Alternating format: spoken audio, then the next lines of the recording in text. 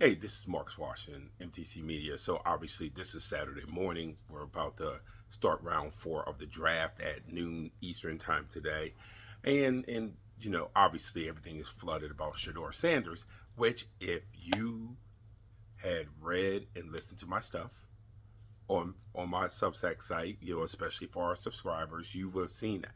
I told you, I told you before the draft that this draft was about Shadeur Sanders. Either way.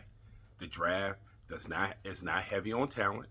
It is not heavy on compelling stories, and that the only story was going to be whether Shadeur Sanders still went, very very high, or whether he had this huge drop. So Saturday morning, we know which one of that it is, but from the beginning, I told you that this was going to be the only story of the NFL draft. And frankly, it is the only story of the NFL draft. And obviously, it's a bigger story that he dropped more than it is if he had been taken third, fifth, whatever the case may be. Yes, this is a informal, very informal post.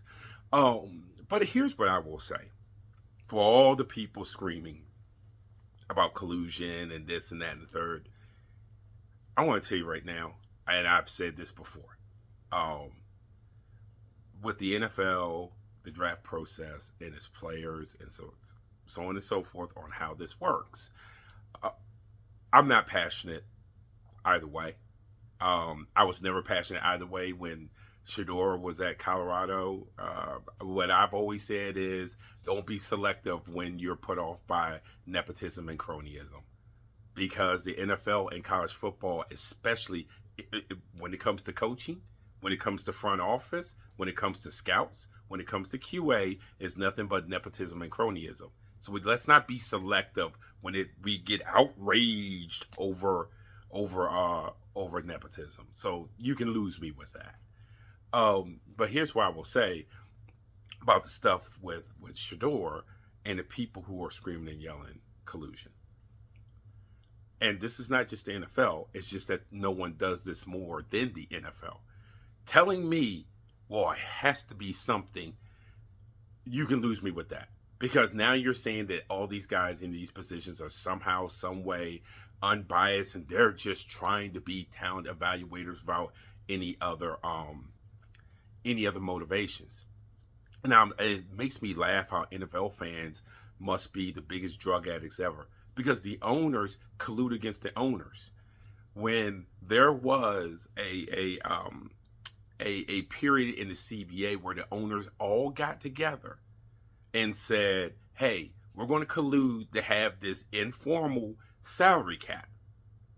That's not in there. That's never was approved by the NFL Players Association, right?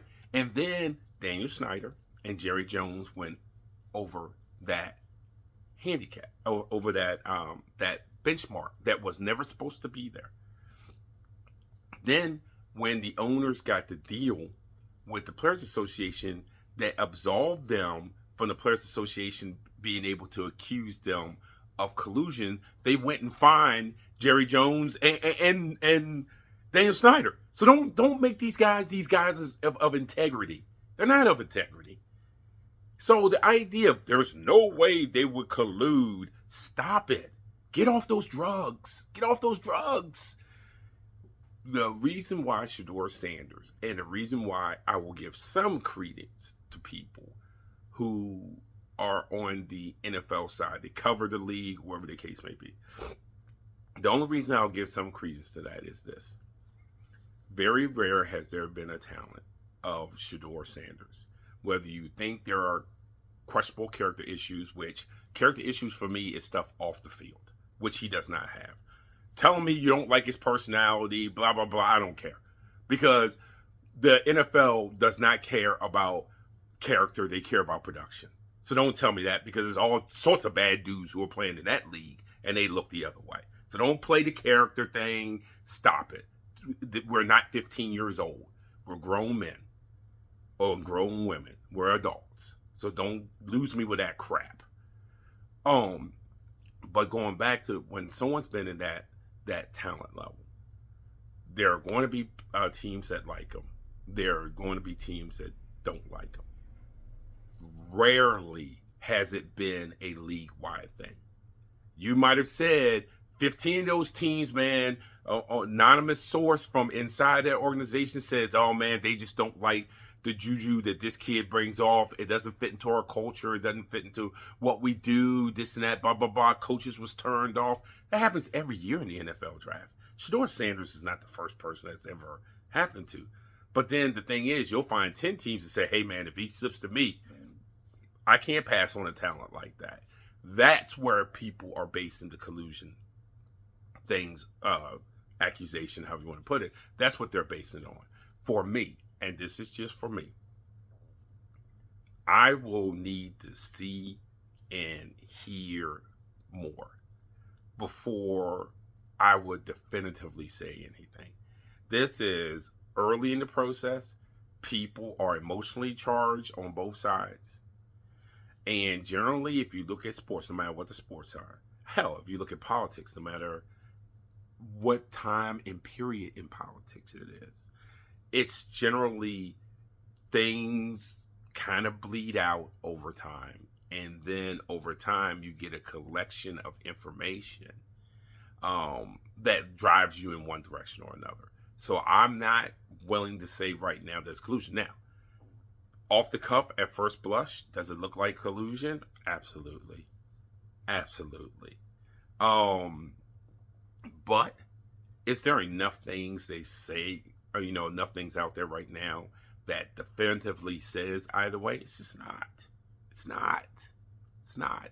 I know everybody in today's society wants to have everything now, but it's not. But lose me with the arguments I'm not willing to hear is, why would the owners do that? There was one guy from, I think it might have been Pro Football Talk, says that Sanders needs to go back to school and play for someone besides his dad. Stop that. That's like telling me, well, DeVries, who followed his dad from West Virginia to Indiana, oh, no. He needs to go and play for someone else and not play for his dad. Guys, stop it. Again, this is a lot of pick and choosing when we want to make this an issue, right? That one I'm not. Don't tell me owners wouldn't do that. Don't tell me scouts.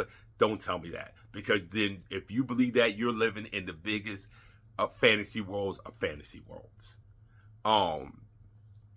But we're just too early in the process. But I don't want to hear what someone magically would never do, because the NFL has shown you time and time again who they are. And there's no reason for me to believe that. That does not mean that there aren't other things. That does not mean that I'm 100% ready to jump on, oh, this was a league-wide collusion. That does not mean that. I'm just saying, when you tell me stuff like that, that is not a disqualifier, because that's not who these people are. And they've shown you time and time again, that's not who these people are. Okay? Enjoy the rest of the draft. It's Marcus Washington, MCC Media.